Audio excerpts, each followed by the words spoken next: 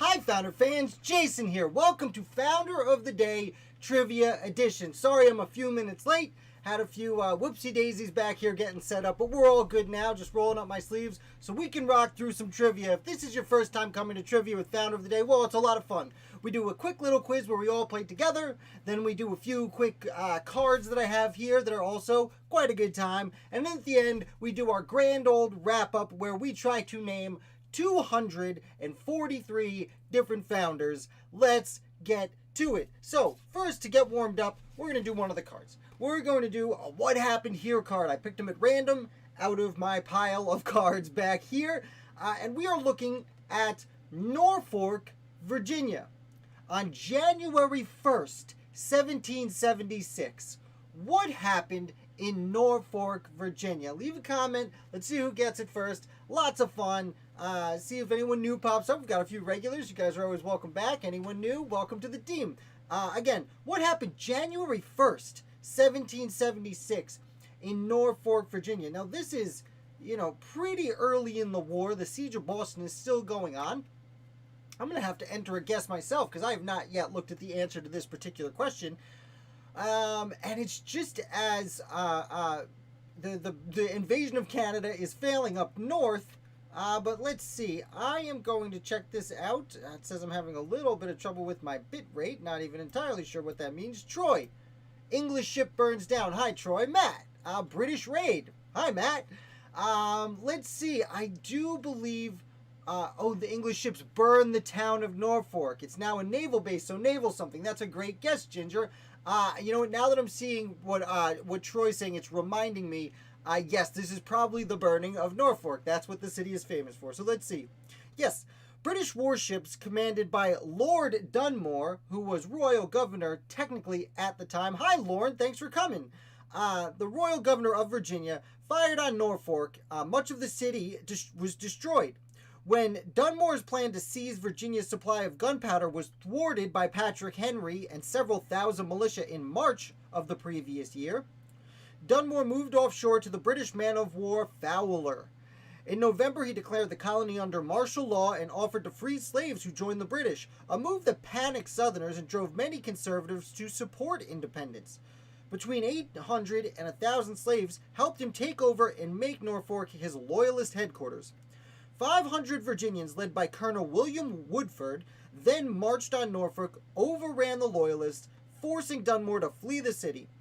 After colonists refused to supply his ships with food, he shelled the town. To keep it from falling back into British hands, the Americans burned the rest of it, making it the only American city completely destroyed during the war and later rebuilt. Interesting. They call it the only city to be completely destroyed and later rebuilt. Falmouth, New Hampshire, which we know today... Falmouth, Maine, which we know today as Portland, Maine. I'm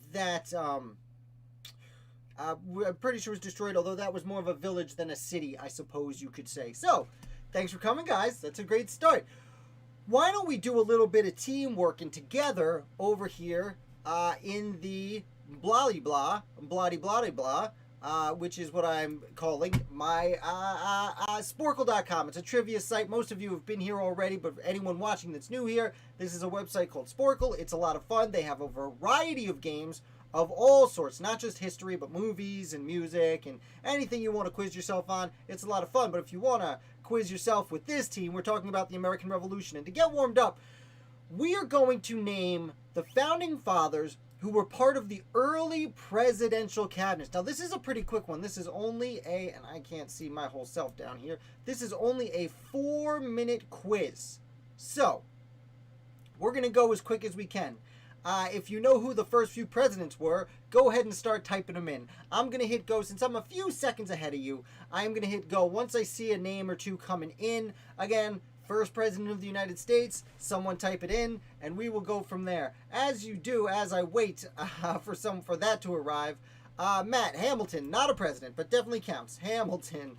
Ginger with Knox. Henry Knox was definitely part of the first cabinet. I'm going to pull this down a little bit more because it does say stuff down here. Jefferson, absolutely. Washington, there he is, Ginger. We found him. Good job. Knew someone would get the first president eventually. All right, we're also looking for the. Everyone's coming through. All right, a little slow. It's all right. It's not you guys being slow. It's the computer. Whoever just popped in. We are naming members of the first 5 cabinets of the United States of America. You know a name, you pop it in. We got some of the big 6 already up there. We're still looking for the first Attorney General / second Secretary of State. Oh, Matt with Madison. He was a president, and you can't really see it behind me, but we're also looking for the 5th president of the United States. Would be nice. And these down here, don't worry about. Some extra ones pop in. John Jay, is not technically part of one of these administrations, but he was Secretary of Foreign Affairs. Although Ginger, and I will type in Jackson while I see that. No Jackson here. But Ginger, I will note that John Jay was actually acting Secretary of State while they awaited Thomas Jefferson to come back from France. So technically you're right, Ginger. Thomas Jefferson is the first Secretary of State, but John Jay was the temporary first Secretary of State. So big shout out to John Jay there. Let's see, we know anyone else? We've slowed down a little bit. Any vice presidents? I know you guys know one of the vice presidents. Now, to be fair, we did already get Adams and Jefferson, who were the first and second respectively, but the third is a pretty famous person. I would be surprised if none of you could pull out the third person. Oh, Randolph, there it is, Ginger. Randolph was definitely the first Attorney General and second Secretary of State. There it is, Matt. Aaron Burr. Aaron Burr. You remember that milk commercial? That got milk, where he's like, Aaron Burr, because he had the peanut butter and he couldn't get it right. And just like, in hindsight, that guy was basically me, because he just was surrounded by American Revolution material. I'm stalling. We have 2 minutes left. We are halfway through this quiz. Please, anyone pop it in. We are naming members of the first 5 presidential cabinets. So if you know anyone whose name you don't see up on the board, I will scroll down again. I went down a little bit. Any secretaries of war? Oh, Monroe. There it is. There it is, Matt. There's the 5th president. Good. We got all 5 presidents. It's a great start. People are just coming in. We are naming members of the first 5 presidential cabinets. Franklin. No, I don't think that's right, Matt. Although Benjamin Franklin does pop up as an added bonus behind my head here as a first postmaster general. Do you know the other postmaster generals? That's a tough one. Also, the first Secretary of the Navy is a tough one. Now, we have talked about on this channel a lot the people who followed Hamilton as members of the United States Treasury. So if we could name anyone who was a treasurer, Secretary of the Treasury after Hamilton, that would be helpful. McHenry, I do think, if I can spell it right, is certainly a correct answer.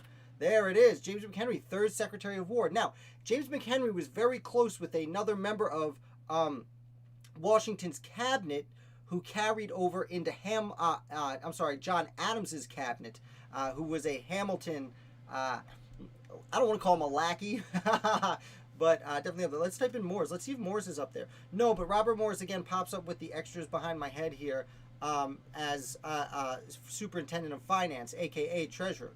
Pinckney, there he is, Matt. Pinckney. No C? Knee. No, it's not Pinckney. I always get those names confused. It's another name with a P. First name Timothy, because you're so close. I want to give it away. Oh, and I'm running out of time. And it's Pickering. You were looking for Pickering. Timothy Pickering, who at the Newburgh conspiracy, when Washington gave his famous "I've grown not only gray but nearly blind" speech, and all the generals and officers were like really sad at themselves that they didn't say, oh, we were wrong, you're right, Mr. President, or Mr. General. Timothy Pickering was the only person there who was like, wait, he comes in and says he can't see anymore and we all just change our minds? It's that easy? So give it to Timothy Pickering for sticking to his guns. Before we move on, I'm going to point out a few people real quick here. Samuel Osgood is a really hard name to remember, first Postmaster General. Timothy Pickering was very important because not only was he second Postmaster General, but then he becomes the second Secretary of State, so he takes over for Henry Knox. Secretary of War, he takes over for Henry Knox, and then the third Secretary of State, where he takes over for Edmund Randolph. So he was a really important guy. And then he's Secretary of State throughout most of the Adams administration until Adams gets fed up and fires him. Oliver Wolcott Jr. was important to Alexander Hamilton's creation of the Treasury Department, and then took over as Secretary of Treasury. So super important. And there's another gentleman, Albert Gallatin, who comes in later and takes over as the third Secretary of Treasury when Jefferson takes over. He stays there, as you can see, through the Madison, through a good portion of the Madison administration. So Albert Gallatin, an extremely important person. We also missed Robert Smith of The Cure. Just kidding. Elbridge Gerry was a vice president who was famous for earlier in life things, and George Clinton, who was governor of New York throughout the entirety of the Revolution. So just names to keep in mind. And as those are in your mind, I'm going to pop myself back up here. Whoa, look how big I am. Let's do some more of these trivia cards because they're such a good fun time. Why don't we pop over to, we'll get this one out of the way. Every week we do one of these Constitution cards. Now, these cards are about the entirety of the United States Constitution. They often reference cases and amendments involving the Constitution that may take place well after the American Revolution. But since the Constitution was written during the Revolution, well, it's kind of relevant, and they're a little bit fun. So we might get a little off topic with this card real quick. Question is, does the president take the same oath of office as the senators and representatives in Congress? Does the president take the same oath of office as the senators and representatives in Congress? While you're thinking about that, I am going to say, don't love that president is not capitalized here because it is a position. Mr. President is very particularly it's a specific noun. Lauren coming in with no. So I don't know the answer to this question. At least I haven't looked it up. I have my hunches.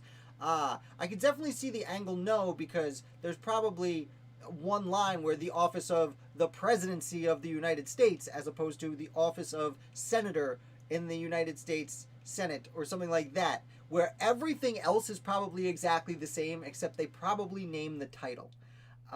So I'm trying to stall to see some other answers come in. Okay, Ginger and Matt both coming in with no. Hopefully I didn't sway your opinion, though who cares because we're just here to have fun and learn something together. So I'm going to go with no. Did we already do this one, Lauren? Oh, man, I pulled it out of the pack. You know what? I'll pull another one out. For anyone coming in, we're just learning whether or not the president takes the same oath of office as senators and representatives in the United States Congress. And the answer is no. The Constitution provides the exact wording of the oath taken to, quote, faithfully execute the office of President of the United States.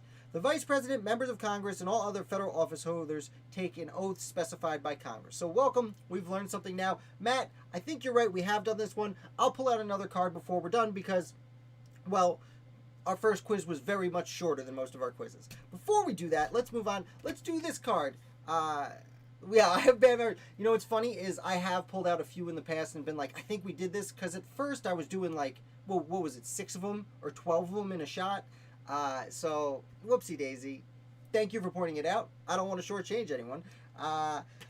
Again, as a reminder, these cards that are hard for you to see because the light's reflecting on me and making me nice and warm, these are from a board game of Professor Noggin's ages 7 and up. There are 2 rows of questions, 3 questions for student, which is like ages 7 to 13, and then 3 questions for scholar, which is everyone older than that. And we're going to do all of them because it's, fun.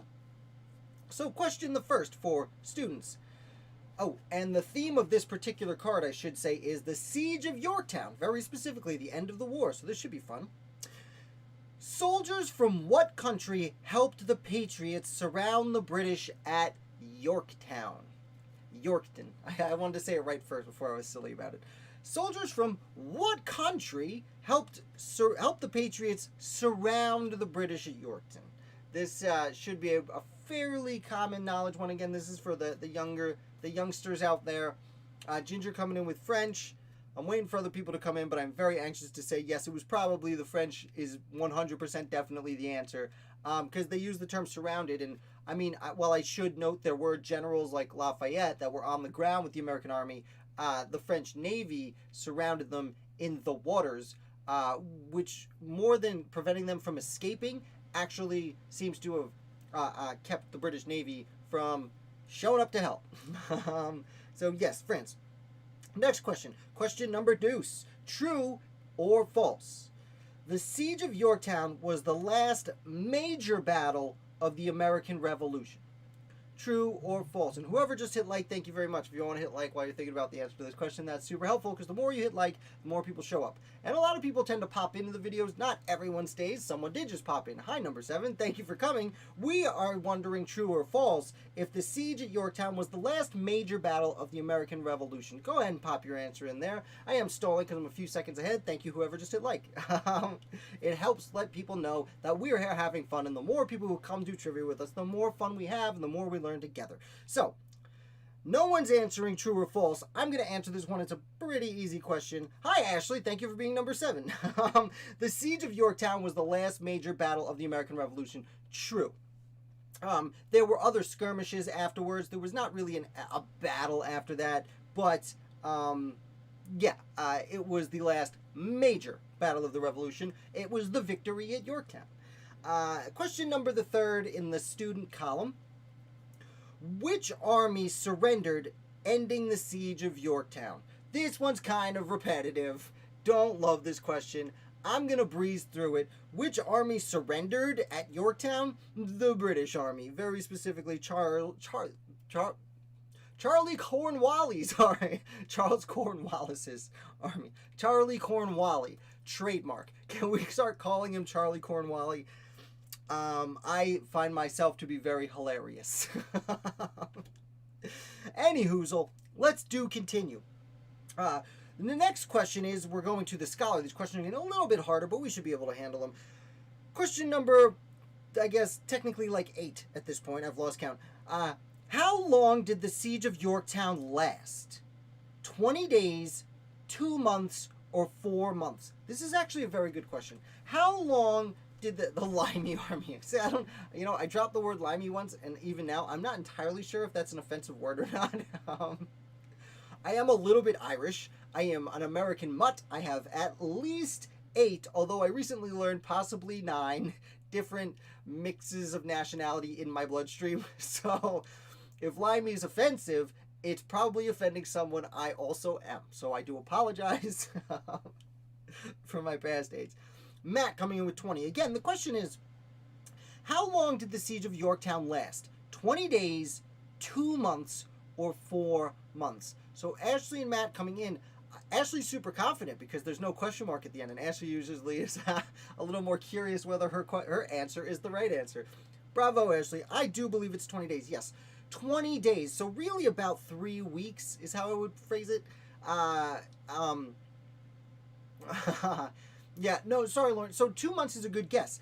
It was a long time. And they did hang out there after the siege ended for a while. So it's hard to pin down exact dates. You know, when we think of battles in history, we like to think, oh yeah, there was a battle. It was this day, blah, blah, blah, someone won. And it's not always that cut and dry. 20 days is, I guess, fairly specific compared to the other 2 answers. Usually I would say 3 weeks, which would be 21 days, but whatever. That's all right, Ashley. Good job. Be confident in your answers. So, yeah, 20 days. It's a pretty long time. Next question. The siege of Yorktown occurred in which southern colony? Hint, it was at Yorktown. So, what colony was Yorktown in? Also, I don't like this question because it was in 1781, 5 years after the Declaration of Independence, and these colonies, as the card calls them, did not consider themselves colonies at this point. And considering the war ends here, the British doesn't really consider them colonies anymore either. Ginger coming in with Virginia, Ashley, Virginia. Everyone's coming in with Virginia. Good job, guys, because it is Virginia. Yorktown, Virginia, as we were saying the other day, not York, Pennsylvania, and not New York City, New York, Yorktown, which some people spelled as 2 words, by the way, at the time. And also, at the beginning of the war, Yorktown had its own tiny little tea party in solidarity with Boston, as many places did. Question the last, at least on this card. Again, we're talking specifically about Yorktown. Thank you guys for playing. Next question is, the French Navy blockaded what bay to prevent reinforcements from aiding the trapped British troops? Interesting. Whoever's just coming in, we're answering some trivia questions. The last question is, the French Navy blockaded what bay to prevent reinforcements from aiding the trapped British troops at Yorktown? This is very interesting. Now, we were just talking about this. with one of the earlier questions, like how were the French who surrounded the British? Yeah, as I said, they surrounded the British troops not so much to attack the British troops, but to prevent the British Navy from offering support, and therefore smothering the supply lines of Charlie Cornwallis, as we've decided to start calling him today, at Yorktown. Everyone's throwing out the answer as Chesapeake. I'm going to have to assume it's right. That was my first inclination. And I'm usually pretty good with geography, but I don't know that much about bodies of water in the southern mid-Atlantic, I guess. Yes, Chesapeake Bay. Great job, guys. Great job. Thank you guys again for playing. I'm going to toss this card over there. Whammy dammy. We're going to go back to what happened here.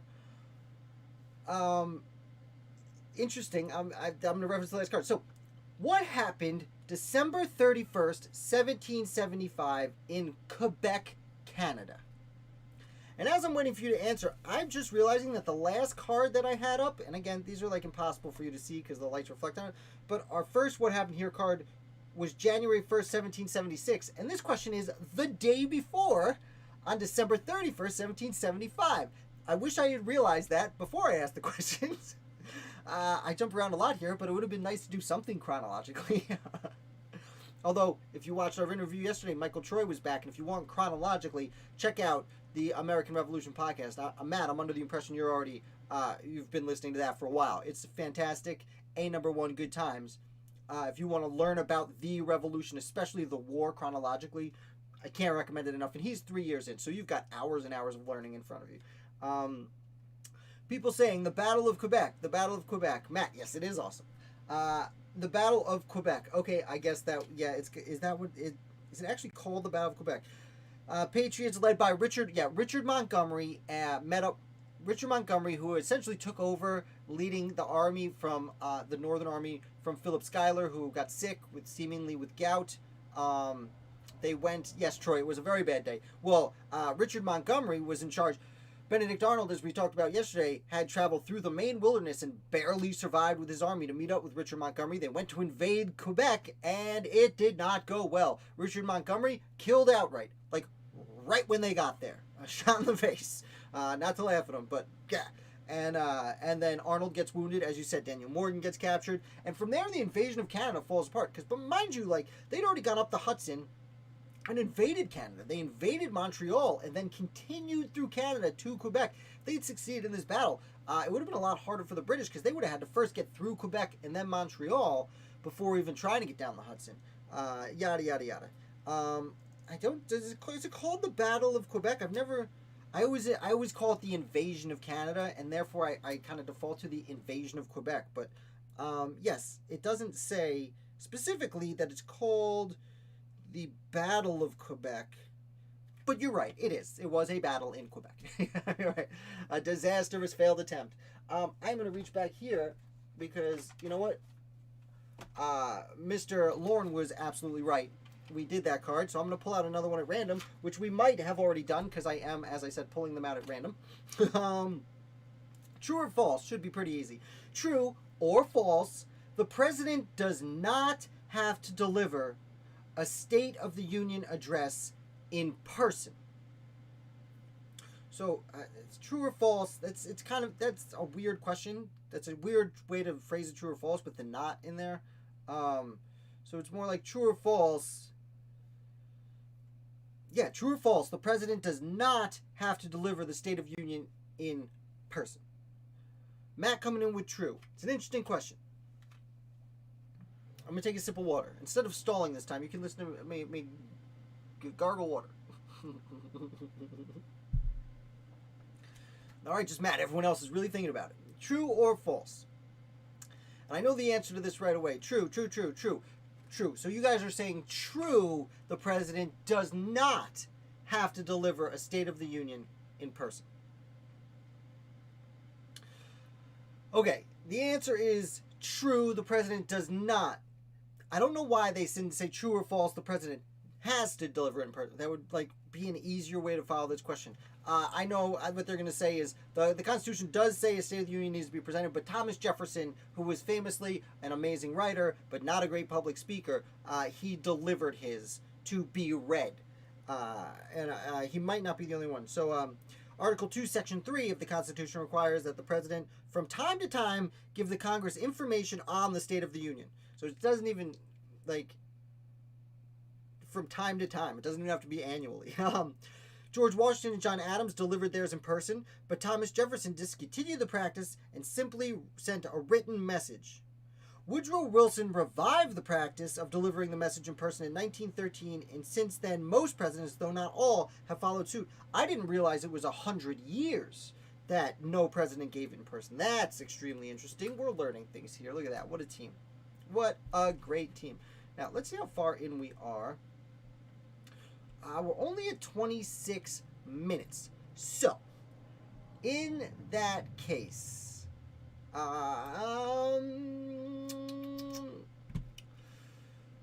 no, you know what? We're going back to these cards. I think this is the best way to go. I was going to pull up another quiz, but I don't want to go through another quiz and then burn names that we're going to forget to bring back up later. We've done that before. Yeah, Thomas Jefferson was not great at shouting from the rooftop. I'll tell you what, if you guys are okay with it, and I think you are because it's pretty much full of regulars right now, I'm going to do another one of these trivia Professor Noggin cards. Now this one only has 4 questions on it. Again, it's a game, so like 2 of the questions are like Noggin's Choice, which is something with rolling dice, and maybe if you guys all come to my house one day, we can play. There are better revolutionary games we would play, I assure you, than a kid's game. But those are not trivia games. They're like, anyway. Like that one, Duel. I don't know if you can see it. Back here, Deal or Duel, which seems to be a pretty interesting game. Anyway, this card's theme are Native Americans. So, let's learn something. Okay, again, we're doing sleepover Jason's. Yeah, oh man. It's been a long time since I had a sleepover. Excuse me. Used to be cool. Used to be a lot of fun. Throwing things and getting in trouble. First, we're going to do the student one, a little bit easier. Question the first. Which of the following was a northern tribe of Native Americans? I think we prefer nation now. But which of the following was a northern nation? The Cherokee, the Creek, the Chickasaw, or the Iroquois? Anyone pop it in? We're just playing some trivia about the American Revolution, focusing right now on Native Americans. Which of the following Native American nations was a northern nation? The Cherokee, the Creek, the Chickasaw, or the Iroquois? Now, this isn't the hardest question in the world. It's not super easy, though if you've been watching for any length of time, you'll know the location I am shooting from is fairly close to one of these nations, and therefore I reference them pretty frequently because, the local history kind of gets me a little bit. As I'm sure many of you are more interested in certain things that happen closer to your house. And as someone on the other side of the proclamation line of 1762, I'm in Native American territory. So, yes, everyone's coming in with the right answer. The Iroquois were a northern Native American nation, mostly in upstate New York, though they did go into parts of Pennsylvania and Ohio, and even parts of Canada. The Creek, Cherokee, and Chickasaw were all further south, mostly in the west, south and the southwest. When I say southwest and west, I mean east of the Mississippi, west of the original colonies, of course. Although I should give a shout out to the Algonquin Nation up in the north also. So, next question. Did most Native Americans side with the British or the Patriots? This is a very interesting question. Did most Native Americans side with the British or the Patriots? Now, we should reflect that the French and Indian War, which was part of the 7 Years' War, that happened not too long beforehand. The French and Indian War, the Native Americans sided with the French against the British. And as people are saying now, coming in, yes, the Native Americans primarily sided with the British, although there are some very notable examples that sided with the Patriots. However, they went from siding with the French against the British to 15 years later siding with the British against their colonies because, well, the colonists wanted to encroach on their land and the British king did say, no, you can't do that, which is one of the causes of the war itself. And I should note that the Iroquois nation we were talking about actually broke out into a civil war because the Iroquois were, for a long time, 5, but actually 6 different Native American nations that came together under a confederacy. And that confederacy split with 2 of the 6 nations actually siding with the revolutionaries. And there was actually a civil war between the Iroquois nations. So I got a little off on a tangent there. Chose the wrong side twice. Yes, the Native Americans were not making the best decisions when it came to winning war, but I don't even want to say arguably. They were making the best decisions for their particular station at the time. To be fair, siding with the British against, the greatest army, at least the greatest navy, if not the greatest army in the biggest, most powerful empire in the world at the time, against a few insurrection declaring rebels, it would have been a good bet. The fact that the Patriots win the revolution is a little bit surprising if you really look at the big picture. Thank goodness the French came in and turned it into a world war. All right, let's go to the next question. So again, anyone popping in now, we're focusing on Native Americans with this particular trivia card. What famous Iroquois chief fought for the British? Okay, who was the famous Iroquois chief that fought with the British? Now, I hope I'm not mistaken to say he was actually distantly related to Sir William Johnson, who was one of the most important later colonial era leaders in upstate New York, which at the time was the frontier, and his treating with the Native Americans helped make it a more peaceful area. And I believe it was one of his, I believe he was distantly related to him. Sir William, if I'm not mistaken, Sir William Johnson had a Mohawk wife, I believe. And yes, people are coming in with the correct answer. It is Joseph Brant. And I'm going to mispronounce this. Chief Joseph Brant, his Native American name was Thayendanegea. Thayendanegea. I probably should have read it beforehand, but again, I just grabbed this card. So forgive me for my mispronunciation. Thayendanegea, Chief Joseph Brant, who worked with another one of Sir William Johnson's sons to really run the northern part of the war. Now, I do want to say Joseph Brant is often accused of committing atrocities. Truthfully, there were atrocities committed in upstate New York, and at first he was not involved with them, but he was given the blame for them. He did not like being given the blame for them, and then eventually kind of was involved with some atrocities because he was, in a fashion, threw his hands up and was like, if I'm going to go down in history as this guy anyway, might as well win the war. Steve, one day Steve will be the right answer. I don't know of a lot of Steve. There were some Stevens.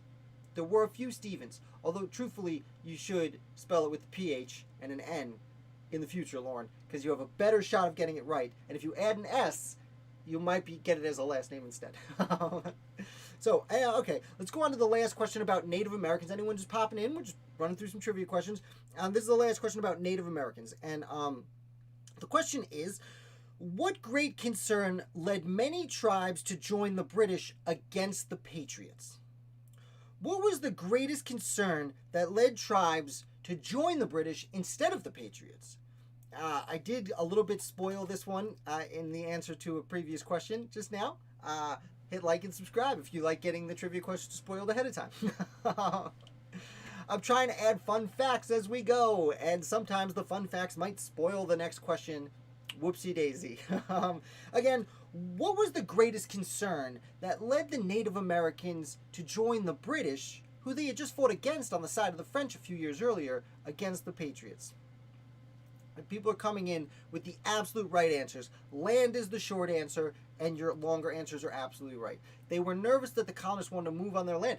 They were right about this concern. I mean, you have George Washington claiming all this land in the Ohio Valley, and not just him, Richard Henry Lee, Patrick Henry. They all had this land in the Ohio Valley that they were going to claim because we won the French and Indian War, and we get this land. And then immediately the king was like, nope, don't go over there because we don't want to cause trouble with the Native Americans. So let them stay there, and you guys stay over here, and everyone can live in peace.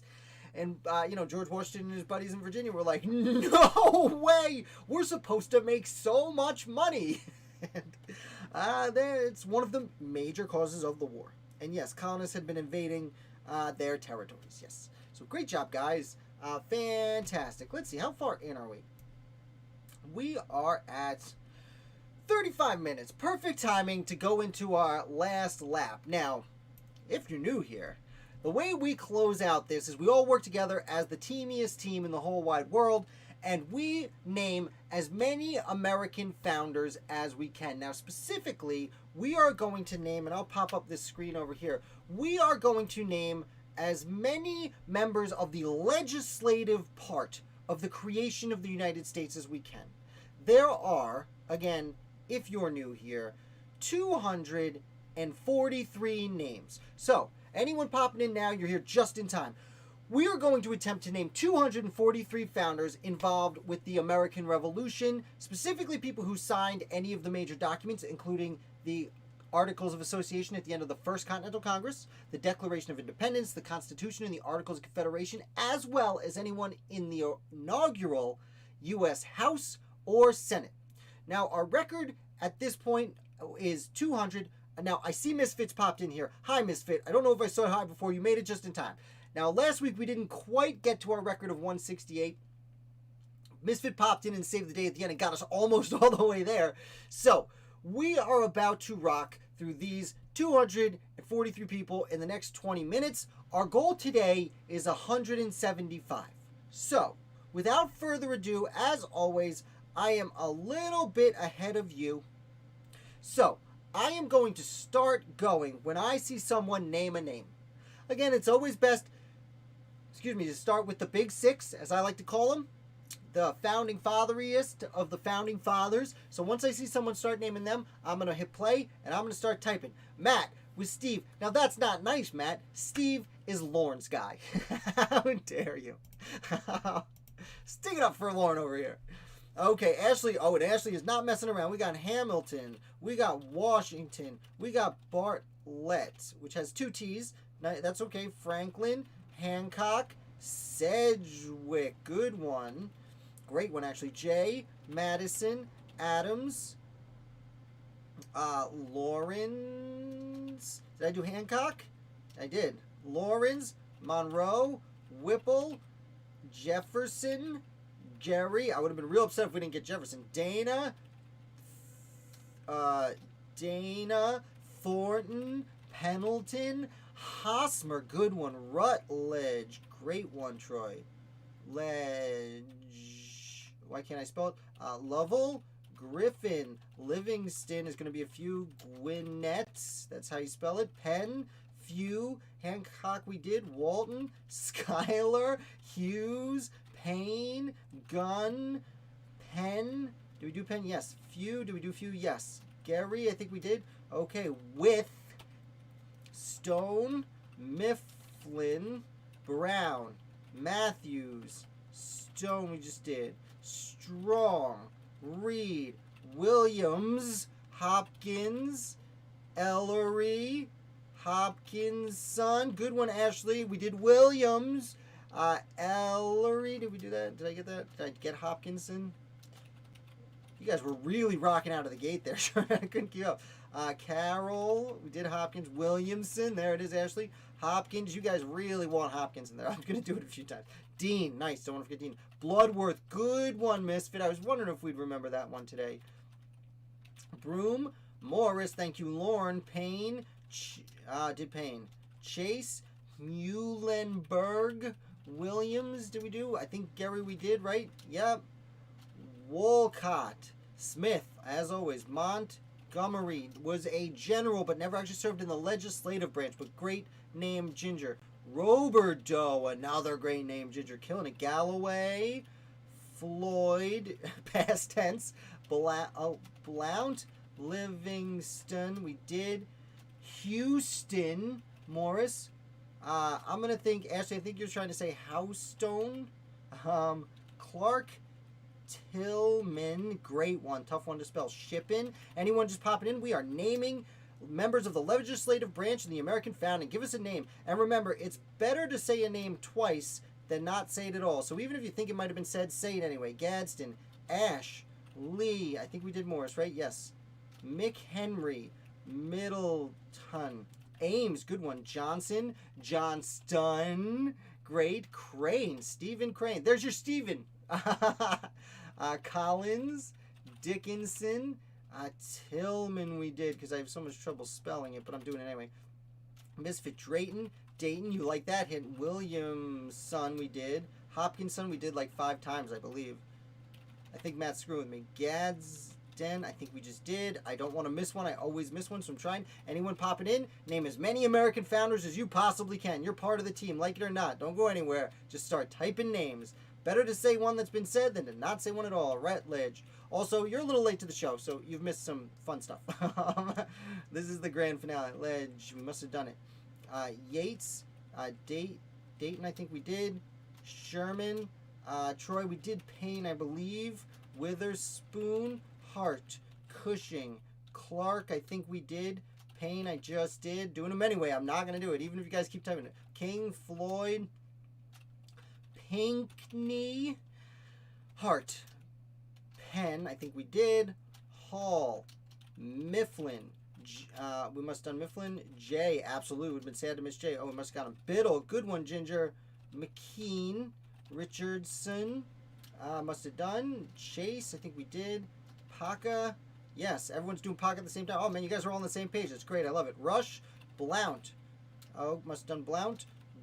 Goldsboro was supposed to sign a bunch of things and didn't make it. DeHart is at least one, might be 2. Rush, do we do Rush? Good, we got him. Lansing, I think we got, which is great. St. Clair, nice. Clymer, absolutely. Jennifer, no, I never heard that name. Van Dyke, ooh, good one, Ginger. Sinnixon, Misfit, I gotta write an article about Sinnixon for you, because you get Sinnixon every week. McKean has an A in it. I write about Sinnixon. You get Sinnixon every week, and I have no idea who they are. Sherman. We must have done McKean. Morton. Rodney. Hancock. Okay. Livingston. All right. Chase. Rodney. Lewis. Good one. Oh, I must have already got it. Folsom. Good one. Stockton. Richard Stockton. Very important. Absolutely. Ross. I caught up to you guys. Nope. Otis. Yep. Stockton. You guys are all on the same page. I love it. Whoa, I caught up to you. You guys were really rocking there for a second. Wow, we are just 5 minutes in already at 127. Our goal is 175. I think we could definitely surpass that. Williams. Cushing. Do we do Cushing? All right. We're slowing down. Now, what happens when something tastes boring? Morton. Did I not get Morton? Yeah, I got Morton. Okay. Keep repeating yourself, Ashley. If you think I didn't do it, say it again. I'm happy to type things over and over again. As we've learned, I've missed things in the past and will miss things in the future. Dana. Wow, you guys came at me real. I look away for a second. Cat comes in, gets me. Taylor. Dana. Thornton. Humphreys. Bland. Oh, you guys got my Bland in. Great. King. Huntington. Strong. Oh, I guess not. Bedford. Gunning Bedford. Great name. Another name my spouse would not let me name my child. I'm also not really a gun enthusiast, so I guess, that makes sense. Did I get Huntington? I want to make sure. I was just about to do that, Ashley. Reed and Reed. Good one. We must have done one of the Reeds and not the other one. Ooh, good thing we've caught that. Hemsley. Nope. Steele. Great name. Thompson. Partridge. Blair. Gunn. I think we got Gunn. Yes. Nice. Thatcher. Margaret Thatcher. President of the United States. No, this is topical humor for 1980. Oh, God. I sipped some water. You guys start rocking through. Okay, Wilson. Good thing one was a misspelling. Butler. Great one. Wright. Johnson. I think we got Johnson in. Johnson. Tucker. No. Oh, yeah. Okay, Tucker works. Okay. Sturgis. Like the motorbikes. Oh, computer's slowing down on me. Okay, got it. Leonard. Leonard was our correct answer. Oh, man. Okay, Matt, now I gotta look up that guy. Wadsworth. That's right, we got Bloodworth and we got Wadsworth. We need to get some more Worths in here. One Worth was the third Secretary, Chief Justice of the United States Supreme Court was Blankworth. Walton, we must have gotten him. Grout, first telegraph in Massachusetts, though not an electric one.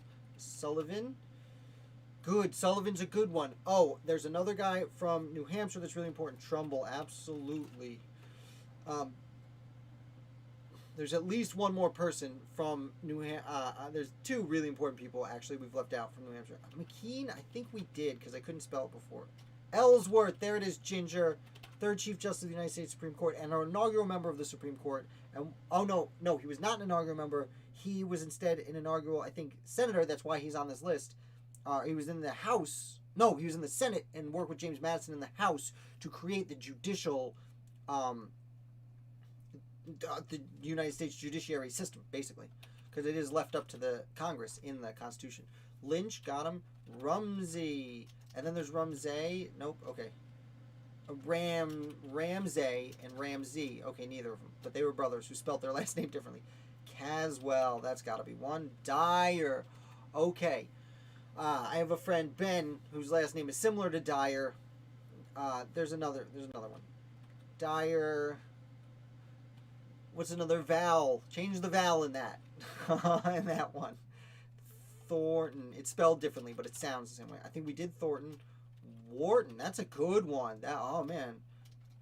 Wharton. That's not... Okay, the Wharton family was very important in Philadelphia, so that's a great guess, Ginger. That's a really good guess. Hooper we must have done. Clymer. I think we got Reed, too. Yeah. Dyer. No, not that vowel. Dyer. The I. Change the I. Straits. No, I don't know that one. Randolph. Dryer. I'm going to type it in.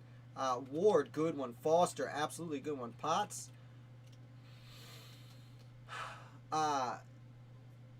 No.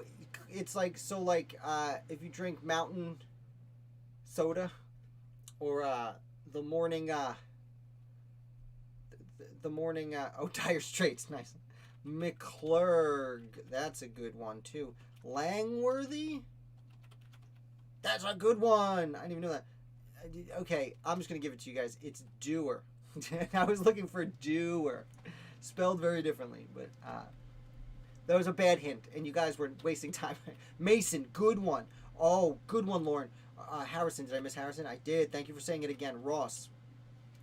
Okay, so Mason was a really important anti-federalist and leader in Virginia. Henry, that's an important one. We don't want to miss that. Can you think of... no, oh, wait. No, we already did Wythe. Never mind. I was giving you a bad hint. Bassett. Okay, Morton. I think we got Morton. Williamson, I think we did.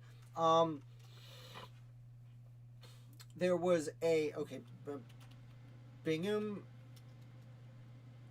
I guess Bingham wasn't actually part of the government, but that's a great guess, Ginger. He was usually important to the finances of the early United States.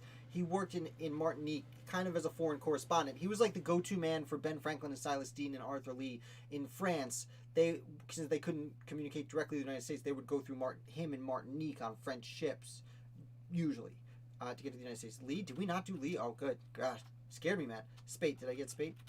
Yeah. Okay, there's an R&B singer in the late 90s, Tony Grayson, good. These are good ones. Hopkins and Son. I can't tell if you're messing with me, Matt, because I'm pretty sure I've typed in the names Hopkins and Hopkinson like 34 times at this point. Gray. Aesop.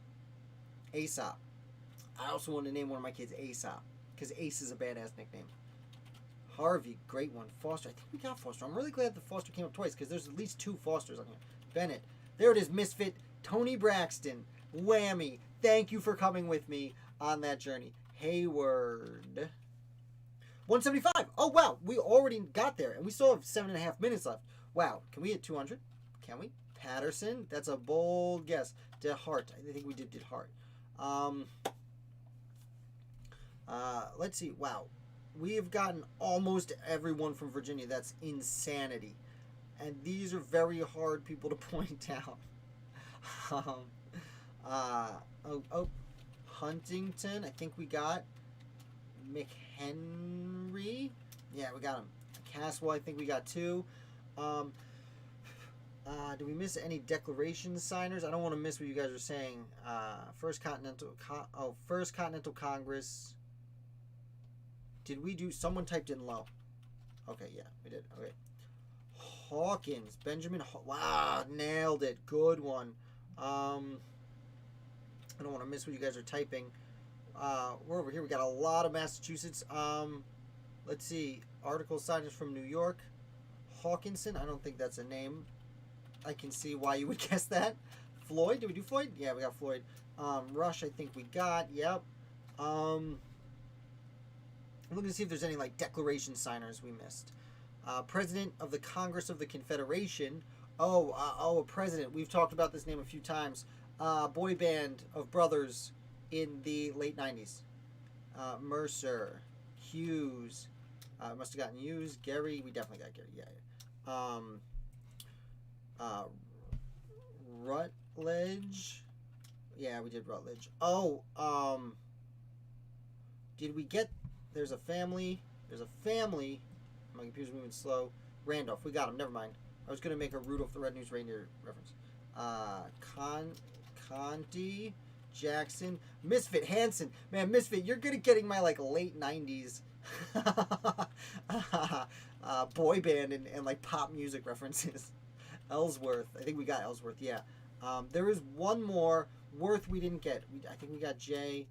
There is one more Worth we didn't get. When you make a spitball, you are doing what? You take it out of your mouth and you make a blank worth. Wentworth. Did we do Wentworth? Oh, no, it was Wentworth. Oh, okay. We might have already gotten the other one then. Bartlett, I think we got. Jackson, did I miss that? No. Wadsworth. Okay, bad hint because we already got Wadsworth, but thank you for coming with me on the gross joke. Actually, Constitutional Convention delegates. Backstreet wasn't a signer's name. Well, let's see. Backstreet. Yeah, I don't really know a ton about them. No, it was Hanson. Hanson was the reference I was making. Wow. Oh, Massachusetts. We are missing just 3 people. President of the Confederate Congress. Oh, Broome. Good one. Oh, I must have gotten it. Nelson. Okay. Let's see. Let's go to New Jersey. I think we got every sign of the Declaration. Stone, I think we did get. Yep.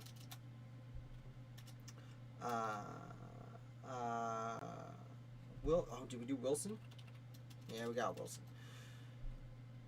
We got Dickinson. That was going to be my next guess. We have every person from Connecticut. We have every single person from Connecticut. We are missing one person from Delaware. One congressman. Nathaniel Gorham, Matt. Well played. Well played. Good name. Rhode Island, we are missing 3 people. Marchand. There it is. Okay, Matt. Oh, Matt, you're supposed to remember Matthews. Matthews has 2 T's. We must have gotten it. Okay, good job, Matt. Marchand, that's at least 2. Telfair. Spate, I think we did get. Okay, so we're missing just 2 from Georgia. Constitutional Convention delegate, excuse me, who didn't sign the item. I gotta plug this in real quick. Oh god. Oh, leaving my duties live on air. I can do it. All right, plugged it in. Sorry, I had to plug in my laptop. We got 3 minutes. I'm good. I did Spate 1T. I'm not sure what that means. Bedford. Nope. That's a good one. It has 1 on the test. Fitzsimmons. Yes. Can we get 200? Can we do 12 more? Oh, Matthews has only 1 team. Matthews, then. Okay, then it's wrong. Then you're wrong. You're not wrong. It's just we've already done it. Let's see. I'm having trouble coming up with hints because I'm even having trouble figuring out. President pro tempore in the first Congress from New Hampshire. One of the most important New Hampshire founders. He went to the first Continental Congress. We could try Jones. cats? Come on, dude. All right, you're gonna hear my cats yell at each other. Bannister. Oh, Bannister. Brown. No. We did one color. Did we do another color? Black. Okay, we must have done them. Dickinson. I think we got it. Check for that. McKean. Again, am I spelling? No, we must have gotten it. Oh, there's one person from New Hampshire you guys have to get. I don't know how to describe it. Miller is not. I always feel like Miller should be. Davis. No, must have done it. White. There it is. Okay, I think we're done with colors. Anderson. No, another name, Ashley, that I always want to put, but there were no real... Gail was a correct answer, Misfit. Nailed it. There was no real Swedish names. Senny. That's an interesting one. Moore. Yes, good one. Oh, 7 more. We can do it. We gotta get the guy from New Hampshire. Lauren, we already got Sullivan. It's his partner in crime. Sullivan and Blank were governors of New Hampshire throughout the 1780s. They were both there for the First Continental Congress. Harris is a good one. Bartlett we've already got. I'm more concerned with getting this last person than the other one. His name was John. He was a John. He was Stone. He was right. Man. Wentworth, I think we got. His brother was also involved. He led the Battle of Fort William and Mary just before the war. Gilman is a great one. That is one of the ones I wanted. That's not the one I'm talking about, Troy, but I'm so pumped you got Gilman right at the end there. Langdon, Misfit. Can I spell it in time? There it is. It was Langdon. Carter. Oh, good one. Must have already got it. I see Rutledge, but I think we did that. That's why I skipped it. Okay. We got Langdon. We got John Langdon. Yes. Thank you. I could not figure out how to describe it. There's one more person from Delaware in the First Continent. Wingate. Oh, we got one. Okay. And I'm done. And you guys will probably type in a few more because I'm a few seconds ahead of you. I'm 5 seconds ahead of you. Yes. Collins would have been a good one. Wish you said it before. We are amazing team. 196 people. We got 81%. The average score is 36, which honestly is a lot. 36% is still 60 or 70 people. I'm a little bit in awe because we are less than 50 shy of doing it next week when we will do it. I can feel it. Let's run through who we didn't get. Virginia, we got all these people. We didn't get John Walker, Isaac Coles, John Page. So, all right, someone remember Page, reading a book. Page. Walker, going for a walk. So let's say, Lauren, you remember Walker, going for a walk. Ashley, you remember Page, you're reading a book, turning a page. Matt Parker, parking a car. And then, Ginger, just remember William Branch Giles. I don't know how else to, I don't know, a good reference for Giles. Miles of Giles? No, maybe you remember that because it's cheesy. Pennsylvania, we did very good. Samuel Rhodes was a loyalist. I'm not surprised we didn't get him. That's tough. William Clingan, important Philadelphia person, signed the Articles of Confederation. Jared Ingersoll, member of the Constitutional Convention. I was reading about him this week. I actually plan on writing about Ingersoll this week, so he should be easy to remember as long as I remember to write about him and don't get distracted. Maclay, I don't know. Hartley, we got Hart and we got DeHart, so Hart, we'll try and remember, Hart, DeHart, Hartley. Hart, DeHart, Hartley. Scott is a last name. There's a town named after him, not far from me, and I will never remember him. Daniel Heister. It's kind of like Devin Hester if we want to go with the football names. Let's see. You remember Klingon? All right, thank you, Troy. Klingon. Klingon. Okay, yeah, Klingon. His name is Klingon. I never thought to pronounce it like that. That's insane. Well, now you have to remember, Troy. James Dwayne. Dwayne, I like to remember, remember we had the trouble with Dewar? Dyer, Dewar, Dwayne is just easy for me. I think they might all be from New York. Well, no, only 2 of them are from New York. Either way, Simon Borum, I remember Simon Bourne. I knew a girl named Nicole Bourne in high school, and between him and Henry Wisner, who voted for independence at the Second Continental Congress but left before the signing, hugely important dude. Simon Bourne dies before independence, actually, of natural causes. Herring. John Lawrence. Oh, this is one we get every week. Lawrence. Oh, man, that one's tough. That one's tough to swallow. Benson. Hathorn. Sylvester, like the cat, right? Sylvester Stallone. Rensselaer is a name, even if you type it out, I will spell it wrong over and over again. Want to pop back over here to Massachusetts. We did fabulous. Samuel Holton. Okay, we got Holden and Holton. Holton. Dalton, Dayton, Drayton, Dalton. Another football player. Good you.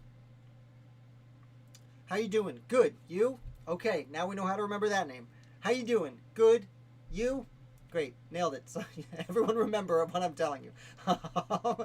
James Kinsey. No idea how to remember that one. In New Jersey. Nathaniel Scudder. Oh, Articles of Confederation signer who dies in battle.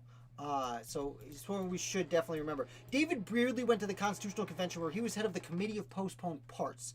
The Committee of Postponed Parts, all the stuff no one could figure out during the debates, they'd put it aside. And later, the Committee of Postponed Parts was supposed to just figure it out. And David Brearley was head of that. So very important to settling a lot of the tough questions in the Constitutional Convention. Jonathan Elmer is a name we usually get. You know, there are just going to be names we forget sometimes. Elmer's Glue. Elias Boudinot was very important too. Hard to remember. Lambert Caldwater. His brother shot James Conway in the face. James Sherman. I don't know how to remember that. Hudson. So it's okay. So Houston, Hudson, Holton. Holton, Hudson. One with the T, one with the D. Sorry. Izzard. Yeah, I see you guys commenting. I'm kind of stuck on this. Izzard is one you usually get, Troy.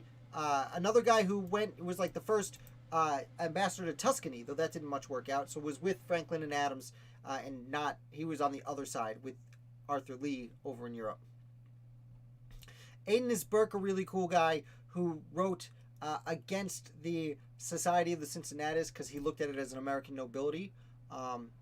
Thomas Sumter, like I believe Fort Sumter. The Fort Sumter is named after. He fought in the war and did a bunch of good things in the South. Huger, I don't know how to remember that. Luther Martin. Oh man, we had all of Maryland except one of the major anti-federalists. Luther Martin was at the Constitutional Convention. He's the one who proposed the New Jersey Plan. He's one of the main reasons we had the Connecticut Compromise, where the United States Senate has equal representation, largely due to this man. And he's the only one from Maryland we forgot. And Martin's like a regular name. Yeah, Luther. Yeah, that's one we yeah. Again, there are, there's always going to be names. Connecticut, literally nothing to say. We got Connecticut. That's it. Just all done. Delaware. Delaware. John Vining. Someone remember Vining. Viking? No, Vining. Vining. Climbing Vinings, because he is the only person from Delaware we didn't get. Over in North Carolina, Cornelius Hartnett. I guess Josh Hartnett was an actor when I was younger. Probably still is, I would presume. Again, another Martin. Oh, Martin would have been two. Okay, Martin's an easy name. Martin. Someone who doesn't have anything to remember. Troy, did I give you anything to remember? Remember Martin. John Sevier. Sevier, I'm not sure how to pronounce it, but he was very important in establishing Tennessee. Abraham Baldwin. Oof. Constitutional Convention delegate. Baldwin. Alec Baldwin. I live by Baldwinsville. Pierce is a name we get every week. There's just sometimes going to be names we don't get. Samuel Livermore is a name that comes up sometimes. The only person from New Hampshire we didn't get. And then down here, Joseph Stanton. Remember that, I guess. And Benjamin Bourne, the Bourne identity. So just to recap, I would just like to point out that we got everyone in Connecticut. Now, Virginia, Pennsylvania, New York, and Massachusetts had a lot of people, and that's tough. And South Carolina and New Jersey have been a lot of people too. Connecticut, we got. Maryland, we only didn't get Luther Martin. So Maryland, Delaware, New Hampshire, we only missed by 1. Georgia and Rhode Island, we only missed by 2. That's awesome. That's unbelievable. Eventually we're going to get all of them. There will be a day where we get all of them. I will probably weep openly in front of all of you. Because what else am I supposed to do? And we are about 5 minutes over an hour, but that's a-okay. We did an extra card, and we really went through what we missed. So, nothing left to say, but thanks, guys. I hope you've been enjoying some of the updates. I don't love everything, like this new screen I put up. I don't love this. I hope you like the interviews. I think they're going pretty well. That's my opinion. And I think that this is so much fun, and it's really an honor for me to have you guys come hang out. So thank you so much. Since we did run over, I'm not going to waste too much time summing up. But come Sunday afternoon, we will be having our... Thanks, Troy. I'm glad you're enjoying the interviews. I'm having a lot of fun with them. I think I'm starting to get the hang of keeping it flowing instead of letting it drain on. History has a tendency to drain on. And a lot of the guests I have on are accustomed to speaking at length. Like, I've had some professors on. Many of the authors go on and talk for a long time in front of people for an hour on end. So it's a learning curve for both me and them to give it the, founder of the day jazz, if you will. So thank you guys for humoring me while I go through this, because I think give it a few more weeks and it's going to be amazing, because we have a few awesome interviews coming up next week. The names are escaping me. Oh, Monday, President's Day, Kyle Jenks is coming on, a.k.a.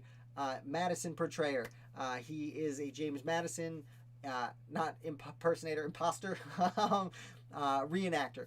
And we are going to talk about James Madison and Thomas Jefferson when Jefferson returns from France. So that's going to be a lot of fun. Thank you, guys. Good night. And come on Sunday afternoon at noon, where we will be rounding up the articles I wrote this week. So it'll be a lot of fun. So thanks again. I will talk to you guys Sunday. Round bottom.